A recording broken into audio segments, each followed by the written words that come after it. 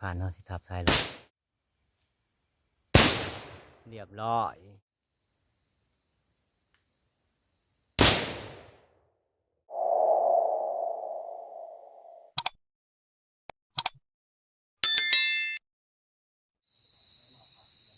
เอากราบสบายดีทุกคนเนาะและสวัสดีทุกคนนะมื้อนี้นายผ่านเขาป่าคือเก่านะทุกคนนะเพราะว่าสิเลยขึ้นงวดเดียวอยู่นะทุกคนเลยนี่มากำลังมาหอดเถียงหน้าหน่อยเฮานี่แหละนี่นะเถียงหน้าอันนี้เพราะว่านายผ่านสิพักอยู่นี่นะมากันอยู่3 คนเนาะน้องม้า8 โตวนะนี่นะทุกคนนะนี่ทีมงานเข้ามาเนาะมากัน3 คนอ่ะสบายดีนายผ่านว่าจะได้นี่พักผ่อนก่อนตี้เว้ยหัวหน้าทีมงานได้นี่หัวหน้านำทางปวดขาปวดแขนอ่ะสบายดีนายผ่านนี่บางคนป่าดงพี่น้องมาเนาะคนเดินป่าคนเดินป่าเบาใสเบาใสมีน้องม้าเฮา8 โตวเนาะนี่อีขี้ดื้อนี่นั่งโซเฟียแดงน้อยนะอันนั้น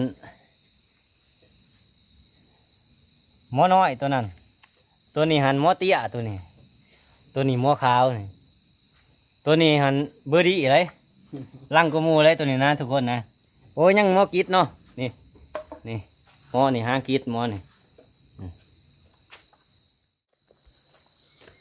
เขากำลังพาน้องมาออกไปหายางเด่นเนาะ3 คำเนาะ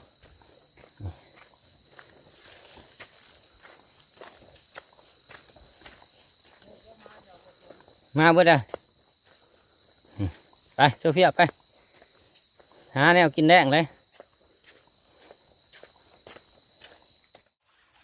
นี่ดินี่มาเฮาเลยนะทุกคนนะนี่ปืนก็เครือนี่สงสัยนะโอ้น้ำวานกระไรดี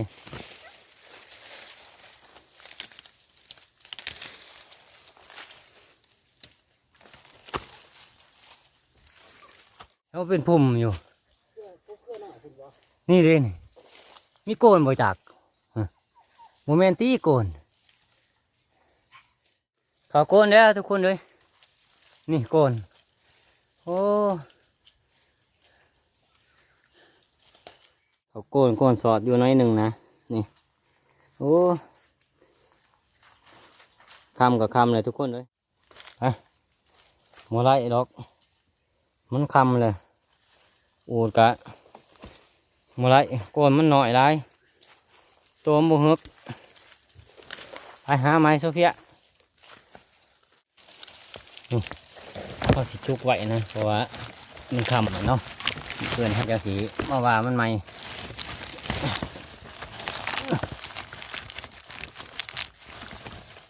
ทุกคนเลยโอ้เขาโกนอีกแล้วนี่โอ้ยมีแต่โกน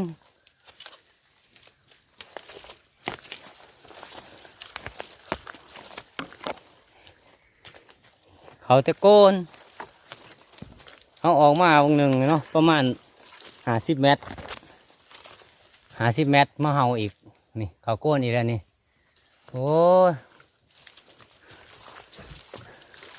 โกนกับโกนบางไงเลยบ่นี่เบิ้งโซเฟียใส่ละโกนแม่งกี่สูตรนี่โอ้ยเบิ้งโอ้พวกสู้อะไรแต่เขาโกนโอ้ยแน่เบิ้งในผ่านหาวิทย์โกนเมื่อไรอีกทุกคนเลยเตเว่นกับคำเมื่อใดโกนกับโกนสูงโพดโกนมาเฮา2 คำอีกแล้วทุกคนเลยโอ้จักสิว่าเขาโกนอีกบ่จัก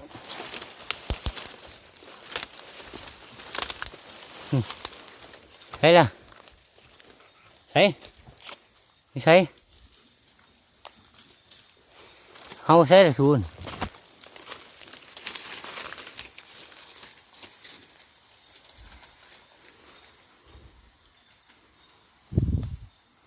ยังบ่ทันเห็นหนองม้าเนาะจักมันเห่าอยู่ต้นใดนี่ทุกคนเอ้ยมีโกนอีกแล้วต้นนี่3 โตวแล้วพอมันจะเข้าโกนเบิด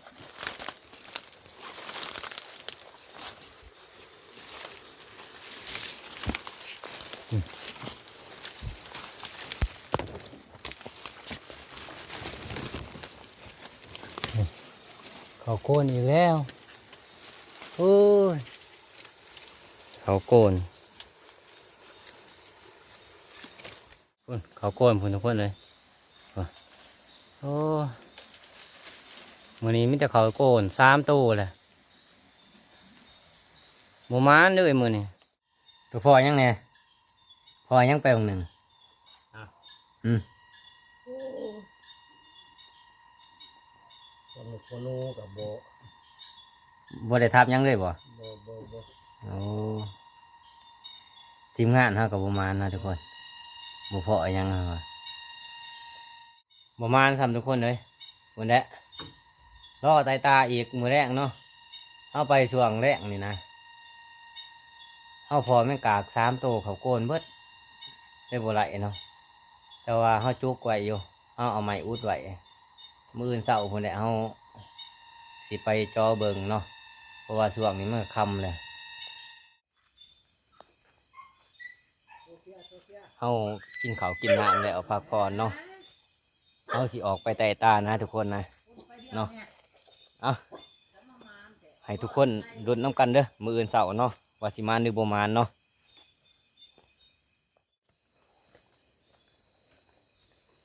ให้เวลาออกไต่ตาเลย8 โมง 9 โมงนะไต่ตาอีเห็นนะจักสิมานบ่มานค่ำคืนนี่ไป2 คนกับนายพรานนายพรานเพิ่นย่างก่อนนายพรานทองใส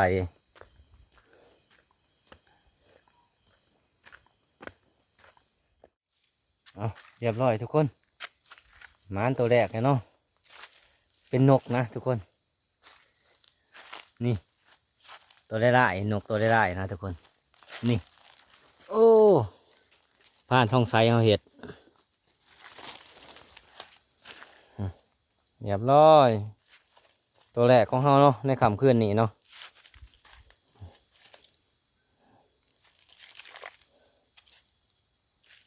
มือไหนจับมือเนี่ย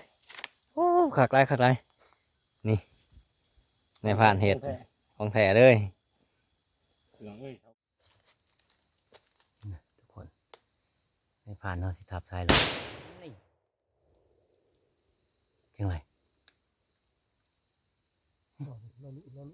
แล้วรุ่นตั้มเลยเนาะคิดว่าเนาะ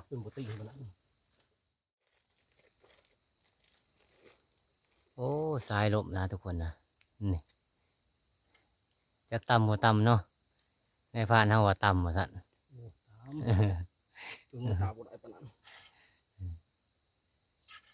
ไอ้ในผ่านมันทับเนาะส่วนในผ่านเองนี่ในผ่านบ่ได้ทับหน้าสายลมเพราะว่าในผ่านทับแต่เนื้อใหญ่อย่างเดียวนะในผ่าน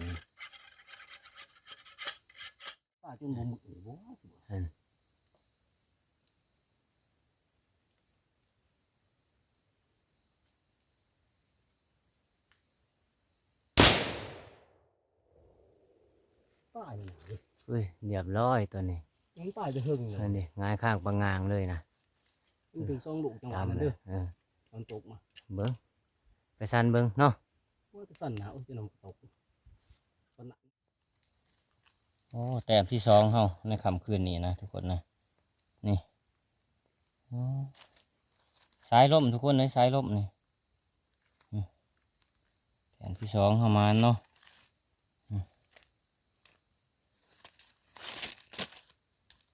อ๋อแต้มที่2ของเฮาออมกินแซ่บๆมื้ออื่นนี่หมู่ว่าดิ เมาคือยังใช่ยังกอกใส่มือตาเมา โอ้มาเด้อ ได้บ่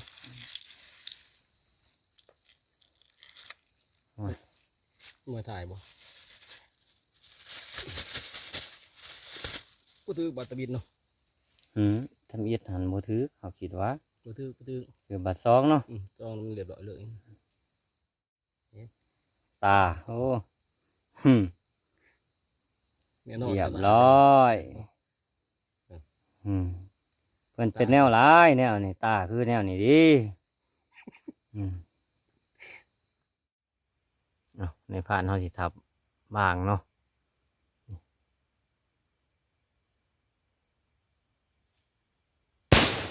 เรียบร้อยในผ่านเฮาโอ้เพิ่นเก็บเบิดนะมื้อนี้ตัวเล็กๆน้อยๆเพิ่นเอาเบิดในผ่านเฮานี่ในผ่านทองใสถือออกมาเบิ่งถือออกมาให้เบิ่งแหน่นึกสำไร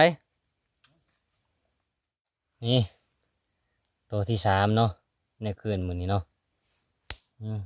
ตัวนี้บางนะทุกคนนะนี่โอ้ในผ่านเฮาเฮ็ดก็แม่นอีดีถือหัวเลยนะทุกคนนี่ ก่อนไปหัวออกมา หมานตัวที่สามในค่ำคืนนี่นะ ซองหัวออกมา โอ้มันอ่ะเอาสิไปต่อโอ้ครับต้มมืออื่นก็คักเลยนี่โอ้มืออื่นต้มแซ่บๆอย่าคมๆเลยนะตัวนี้ตัวข้าวมานขึ้นนะนี่อันนี้บางเนาะอันนี้นกเขาเด้อนี่ซ้ายร่มเด้อนี่เด้อมานสามอันทุกคนนี่โอ้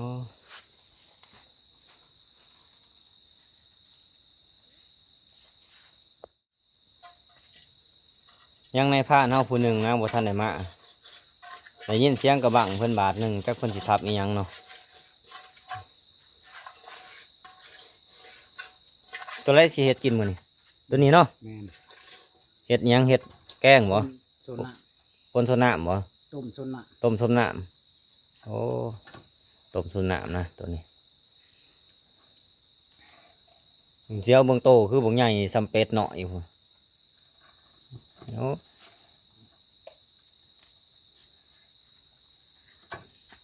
บินพึบมาห่วย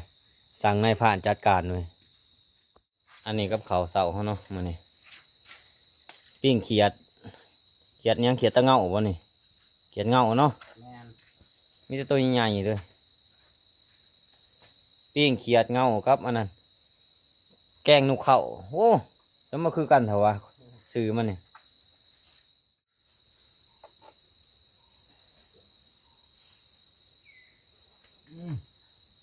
แกงนกกินแซ่บๆนะทุกคนนะ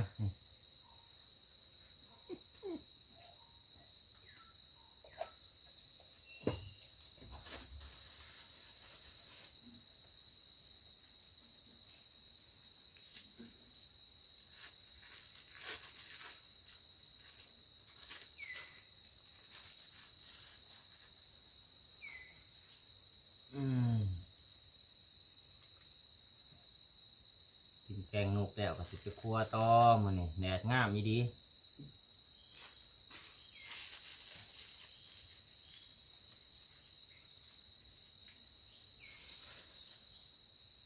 ใส่พริกกันจังหน่อยพกก็มีการตำหมกพริกสดก็มีนะใส่พริกขัวเอา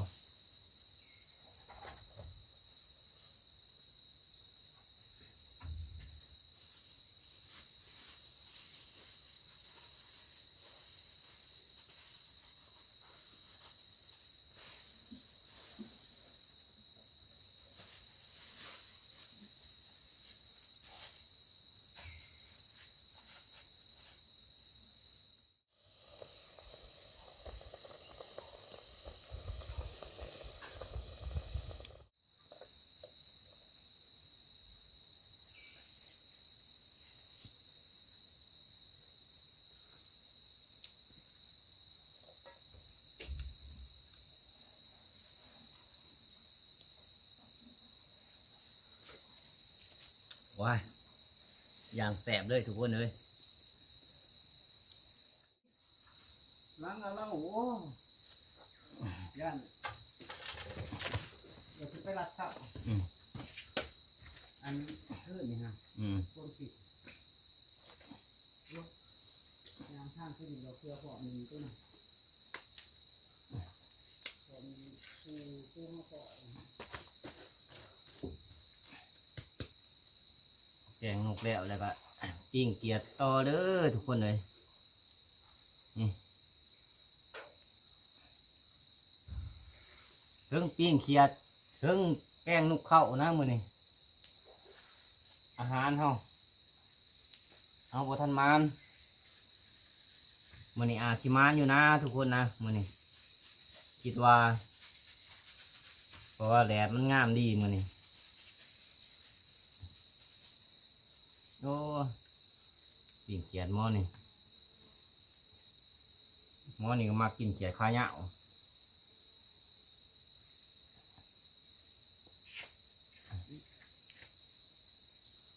แล้วหม้อแหละชวนมาจับเขียดนี่แหละ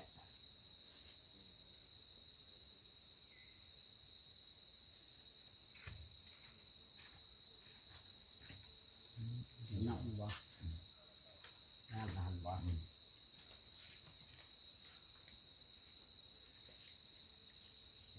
ที่มันกำมอได้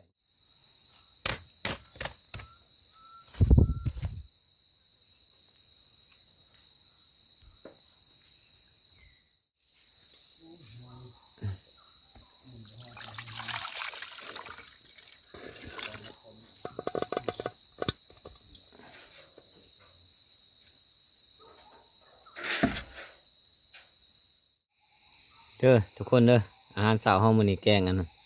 แกงนกเข้าใส่หน่อไม้สมนะนี่แล้วก็มีเขียดน้ำนะอาหารสาวห้องมื้อนี้ขาดบ่ได้ก็คือหน้าบักพริก แซ่บเขาเว้ยขอปลากระด้งงานมันเดินปลาอาหารป่า แซ่บกว่าอยู่บ้านเว้ย เออ แซ่บกว่าอีอันนั้น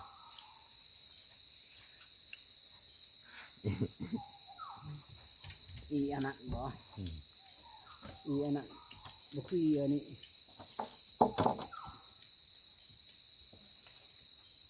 นะทุกคนกินข้าวกันเด้อนะแกงนกเข้าก็เป็นเขียด เขาจะได้มอเอากูเอาเพื่อนยังคนละจนอันตัวนั่งเผายำลงสุดตัวหมัดบักนั่น จิ้มหมากบนห้อง2 โตห้องบนนี้มันโดนปุกปักนะเขาร้ายด้วยยามเสาร์ แล้วไปเผาอันนั้นคือตัวบางด้วยกินที่จะรวนปูเปะครับ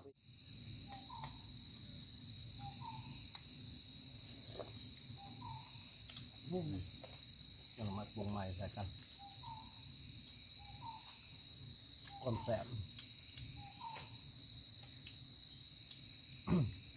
กินน้ำหนุกน้ำเมียยังบริโภคกินหัวน้องนี่ตัวข้าว3 คนได้กิน นั่นทำให้แปลอย่างนี้เหรอ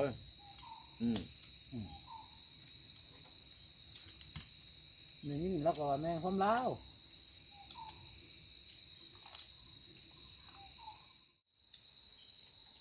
ก่อนอื่นก็ขอขอบใจทุกคนเนาะที่ติดตามได้รับชมเนาะเป็นกำลังใจให้ผ่านเด้อทุกคนเด้อ